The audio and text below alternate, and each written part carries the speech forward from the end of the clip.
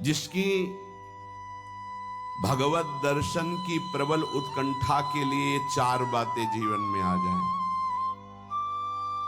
पहला, नित्य निरंतर नाम जप रसिकों के संग से। शर्त है रसिकों के संग, भजन न होई संग बिन। हे मनमानी नहीं होता, रसिकों के संग से भजन की वृत्ति। प्रमाणित भजन होना चाहिए, आचार्य परंपरा, गुरु परंपरा से। दूसरा, भगवद विग्रह को साक्षात भगवान का स्वरूप माना। जैसे कुछ ऐसे भाव वाले लोग हैं कि अरे पत्थर पूजने से, धातु पूजने से क्या प्राप्त, क्या वहां भगवान है? कौन सा तुम्हें ज्ञान है भाई? कौन सा ज्ञान है? जब सर्वम खलमिदम ब्रह्म, ये तो अवतार है भगवान का, अर्चा अवतार। भगवान अवतरित होते हैं। जैसे हम छवि विराजमान किए, जब हम भाव सेवा करते तो भगवान छवि में आके विराजमान होते हैं, भगवान विग्रह में विराजमान होते हैं। ये श्रद्धा और विश्वास का विषय है कि नास्तिक लोगों को समझ में नहीं आएगा। जिस मूर्ति को आप, जहां मूर्तिकार निर्माण कर रहा हो, वहां देखो, उसी मूर्ति को पूज करके ब्रह्म प्राप्त, भगवत प्राप्त महापुरुष हो गए। प्रेमाश्रुओं से अभिषिक्त किया है। ये बाहर वालों की ऐसो की बातें न सुने, नहीं तो जो छोटी श्रद्धा वाले लोग होते हैं उनकी श्रद्धा नष्ट हो जाती है। अरे क्या है, ऐसे से ऐसा ना वो बोलते हैं, ना वो खाते हैं, ना देखते हैं, और ऐसे विराजमान। आपको क्या पता है आपका भाव है क्या? आप जानते नहीं हो। भाव आ जाएगा तो साथ चलते हैं, बोलते हैं, खाते हैं, देखते हैं। भाव का खेल। एक प्रसंग में एक ब्राह्मण बूढ़े के साथ एक जवान तीर्थ यात्रा में गया था। सारांश में बता रहे हैं। ब्राह्मण तीर्थ यात्रा का इच्छुक हुआ, पर उसको लगा कि मेरे बेटे तो हैं, पर धनी होने के कारण वो विलासिता में युक्त है, मेरे साथ तो चलेंगे नहीं। अगर कोई जवान आदमी मिल जाए, मुझे तीर्थ यात्रा करवाए, उसे कुछ भेंट पूजा दे देंगे। तो एक गरीब ब्राह्मण का जवान लड़का था, बात की तो उसने कहा हमारा भी सौभाग्य होगा कि तीर्थ यात्रा होगी, आप हमारे पिता तुल्य, आपकी सेवा होगी। समस्त तीर्थों में भ्रमण कराया। जब वृंदावन आया तो बहुत सेवा उसने की। उसका मन बहुत प्रसन्न हो गया। धनी का वृद्ध था तो गोपाल जी के दर्शन कर रहा था। उसने कहा वृंदावन को साक्षी करके, गोपाल जी महाराज सामने हैं, मैं बहुत प्रसन्न हुआ तुम्हारे ऊपर, तुमने इतनी सेवा की। एक बेटी ब्याह योग्य है, मैं तुम्हें ब्याह करवा दूंगा अपनी बेटी से। तो देखो हमने तो नहीं कहा, तुमने कहा है ना, इस बात को ध्यान रखना, वहां जाके भूल मत जाना। ऐसा ही हुआ। सारांश में बता। वो जब गांव पहुंचा तो वृद्ध की हिम्मत नहीं हुई अपने धनी बेटों से कह दे कि बहन का ब्याह उस गरीब के साथ कर दो। काफी दिन हो गए, कोई चर्चा नहीं, तो ब्याह की बात थी। उस गरीब ब्राह्मण ने जाके कहा बूढ़े ब्राह्मण से कि आपने कहा था भगवान के सामने कि अपनी बेटी का ब्याह तुम्हारे साथ कर देंगे। तो जवान बेटों के भय से उसने कहा मुझे याद नहीं ऐसा कुछ। भाई याद नहीं? तुमने भगवान के सामने कहा था। और कह रहे हो याद नहीं? तो बेटों ने कहा कि चलो भागो यहां से। भगवान के सामने का बुलाओ, भगवान को, अगर साक्षी दे देंगे तो हम बहन का ब्याह कर देंगे। बोले पक्का? तो उनको पता था कि मूर्ति कोई बोलती थोड़ी, चलती थोड़ी। तो उनका हाँ पक्का।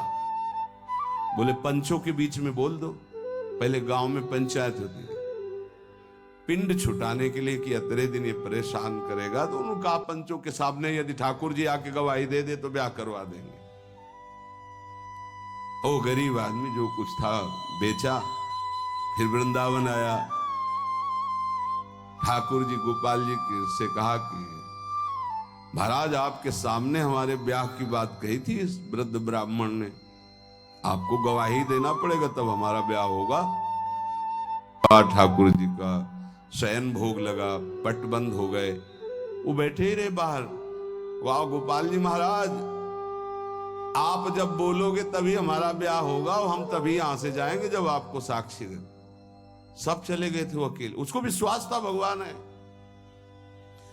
अंदर से आवाज आई, मूर्ति कहीं चलती है क्या कि चलकर साक्षी दे? बोले महाराज मूर्ति बोलती थोड़ी है, आपने बोला ना तो आओ निकल के बाहर। अब उनके लिए कोई पर्दा है क्या? ललित त्रिभंगी वैसे बोले देखो अब तुम्हारे प्रेम के कारण हम बाहर तो निकल आए, तुम उसको यहीं बुला दो, हम यहीं साक्षी। बोले महाराज वो नहीं आएगा, हमारा ब्याह रुक जाएगा, आपको चलना पड़ेगा। बोले चल तो देंगे लेकिन देखो हम वृंदावन के ठाकुर हैं, हमको तो अच्छा अच्छा माखन मिश्री सब।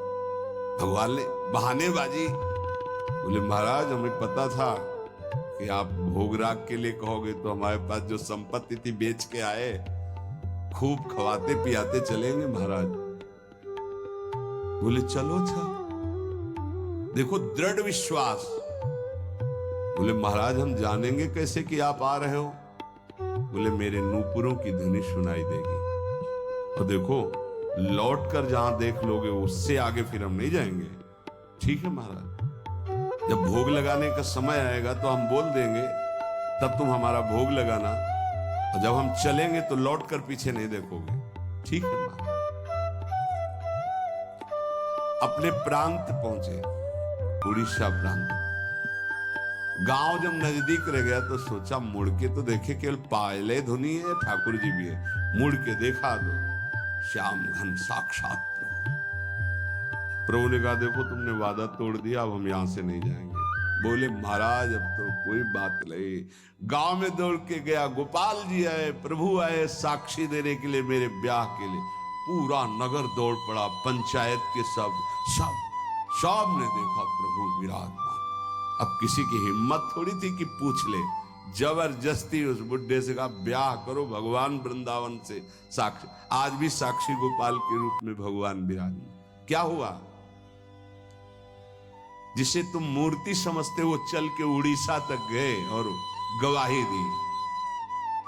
विट्ठल भगवान बातचीत करते थे तुकाराम जी से, नामदेव जी से, इन बड़े बड़े संतों से। हरिवंश महाप्रभु, सेवक जी महाराज, बनचंद महाप्रभु तक बातचीत करते थे राधा वल्लभ लाल जी। प्रगट में एक बार मोहन चंद जो महाराज महाप्रभु के सबसे छोटे लाडले पुत्र थे, महाप्रभु राधा वल्लभ जी की सेवा परिचर्या में थे, तो एक पात्र कटोरा था राधा वल्लभ जी की सेवा, उसमें चरण छू गया श्री मोहन चंद जी का।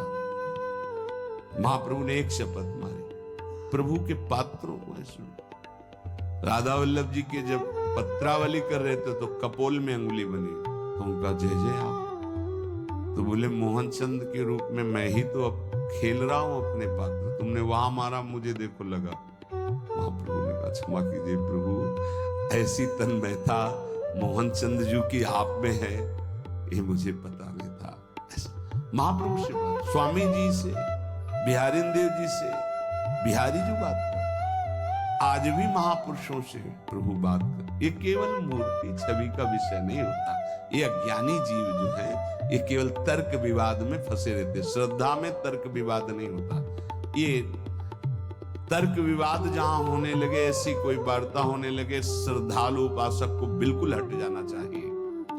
भगवत दर्शन किसको प्राप्त होते हैं? पहला, जो रसिक महापुरुषों के गुरुदेव के अनुसार भजन करता, नाम जप, मंत्र जप। दूसरा, भगवद विग्रह को साक्षात प्रभु मान करके, कहो सो कहां जहां प्रभु नाही, जब सर्वत्र प्रभु है तब तो हमने प्रभु का श्री विग्रह, अर्चा विग्रह, ये अर्चा अवतार है भगवान का, इनको विराजमान किया, साक्षात मेरे प्रभु हैं। ये बाहरी दर्शन। तीसरा, प्रभु को अर्पित किए हुए प्रसाद के अलावा अरुचि होना, कुछ भी ऐसा जो हम प्रभु को अर्पित नहीं कर सकते वो हम नहीं पा सकते। प्रभु को अर्पित ना की हुई चाहे अमृत पड़ी हुई वस्तु हो, हमारी बिल्कुल श्रद्धा और रुचि नहीं। हमारे प्रियालाल ने नहीं पाया तो हम उसे चख नहीं सकते। ये भगवत प्राप्ति, भगवत दर्शन के लिए बहुत आवश्यक है। गुरु प्रदत्त भजन में आसक्ति, इष्ट के श्री विग्रह छवि में साक्षात भाव और इष्ट को अर्पित ना किए हुए वस्तु, वस्त्र, पदार्थ, भोगों में पूर्ण अरुचि। कई बार हमने ऐसे संतों को देखा जो अमनिया जैसे पा लीजिए, नहीं अमनिया है ना, हम अपने ठाकुर को भोग लगा के पाएंगे या आप अपनी श्री जी को भोग लगा दीजिए तो पालेंगे, अन्यथा नहीं। अमनिया नहीं, अमनिया माला, पत्र, पुष्प, सुगंधित कुछ भी नहीं। हमारा जीवन प्रसादी हो जाना चाहिए। ये बहुत ध्यान से अपनी दिनचर्या में देखिए कि कभी अमनिया मत पाइए। चौथा, सहनशील, ये बहुत आवश्यक है। बहुत सहनशील उपासक को होना चाहिए।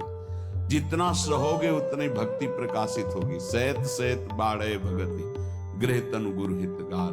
गुरुदेव को समर्पित जीवन और सहनशीलता निश्चित भगवत दर्शन, चार बातों से निश्चित भगवत दर्शन हो जाता है।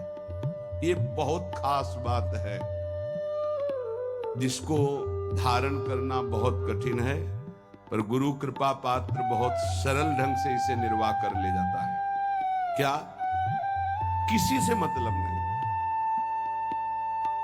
इस मार्ग के उपासक किसी से मतलब नहीं।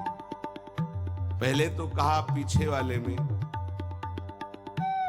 कि जो विषयी पुरुषों का समूह है उनके संग से भयभीत रहे, कभी संग न करे। अब आगे वाले में कहा महान संगा नाम, किसका ये स्वरूप होता है? बोले जो वह तो महताम श्री पद रजा, महापुरुषों की चरण रज से जिसका शरीर अभिषिक्त है और माथे पे जिसकी चरण रज विराजमान है, गुरुजनों की, संतों की, रसिकों की, वो महान संगानाम सहज मधुरात्म प्रिय कथा। वो निसंग ही नहीं, महान संगानाम, जागृत स्वप्न सुषुप्ति कभी भी कहीं भी उसका किसी से संबंध नहीं, शरीर से भी नहीं। क्योंकि महान संगानाम तभी हो सकता है, शरीर से भी नहीं। यह ज्ञानी जीव जानते हैं। कहते हैं शरीर तो यहां छूट जाता है, फिर गति किसकी होती है? भगवत प्राप्त। शरीर तो एक कपड़ा है, समझते नहीं हो। इसके नीचे एक कपड़ा है, सूक्ष्म शरीर, उसके नीचे एक है कारण शरीर। आप पहनने वाले हुए आपके कपड़े, एक छूटता है सिर्फ स्थूल शरीर। सूक्ष्म शरीर और कारण शरीर को लेकर के बार बार जन्म मरण होता रहता है, कपड़े बदलते रहते हैं। और जो जीवन मुक्त हो गया तो तीनों शरीरों का संबंध खत्म और दिव्य चिन्मय चिदानंदमय शरीर को, भाव देह को प्राप्त करके चिन्मय धाम में, चिन्मय लीला में, चिन्मय प्रिया प्रीतम के समीप हो जाता है। महान संगानाम, साधक का स्वभाव ऊपरी बड़ा ही रुक्ष होना चाहिए। साधक का रुक्ष, सबको ये लगना चाहिए कि बड़ा बेरुखा आदमी है, बच जाओगे। गोस्वामी जी ने भी लिखा है, गिरा अरथ जल बीच सम, कहियत भिन्न न भिन्न, बंदो सीता राम पद, जिन्हि परम प्रिय खिन्न। खिन्न मानसा, किसी से कोई संबंध, कोई बात करे तो उदासीन होकर बात करे, उसको रस ना मिल पावे, उसको प्रियता समझ में ना पावे। साधक की बात कह रहा हूं। आगे चल के तो सब जीवन सुख प्रीति रीति निभात आपनी, वो स्थिति आ जाती है पर साधक को चाहिए वो अपना बाहरी स्वभाव उदासीन रखे,